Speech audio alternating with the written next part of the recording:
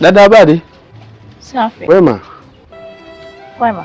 Nilikuwa nauliza eti huu ndio mtaa wa Kimboka wanapojiuza madada poa? Uko unasemaje? Nauliza huu ndio mtaa wa Kimboka wanapojiuza madada poa? Wewe mshenzi nini? Umetuma au umeagizwa? Wewe uje kuniuliza mimi maswala hayo. Ina maana uko njiani hujakutana na watu kuja kuwauliza mpaka mimi. Yaani uvosimama kwa kama mwanaume fumbe umevishwa sketi bro. Umetumwa Dada, sijauliza kwa ubaya. Sio kwa ubaya. Muone anapoongea pia. Kumbe hizo ndevu sio za bure bro Kumbe umevaa sketi mwenzangu kama mimi? Hapana, sijasema wewe ni malaya. Ila wewe uniulize mimi mambo haya sijui Kimboka sio mfanyaje. Wewe uniulize mimi. Wewe. Ukome tena ushike adabu yako. Umenielewa Mimi ni mwanamke ambaye najitambua, mimi najielewa nini nafanya. Mama. Wewe vipi wanakushikisha ukuta nini? Allah. Samani dada, samani. Sio mzima bro wewe. Au hizo ndevu za bure? Samani kama nimekosea. Samani. Kwenda wewe. Nenda na vibani vyako. Samani dadangu. Nenda. Sasa Lama kafanyaje kichwa?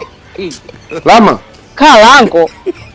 Huku bana nimefika waliponielekeza, lakini sijafanikiwa kupita hapo walipo madada poa. Nipo Kimboka hapa lakini. Sasa kama inawezekana tunaweza tukampata mwingine. Mimi nitampa hata 500 tu. Kutoka Bongo au? Huwezi kupinga namna hiyo.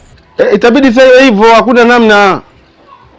Kama yupo mimi nitatoa 500. Wewe shetani. Tufanye hili jambo tu, mambo yaishe. Nitampa 500. Atapatikana? Basi sawa. Kwa hiyo mimi nirudi tu. Sawa. Kaka, samani. Kwambia kitu. Dada. Samani kaka. Mimi mwenzako ndo wale tu.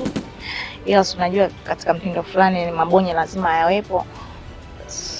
Unajua tena, lakini kwangu mimi lumu ipo, kila kitu utapata na utaenjoy na utafurahi.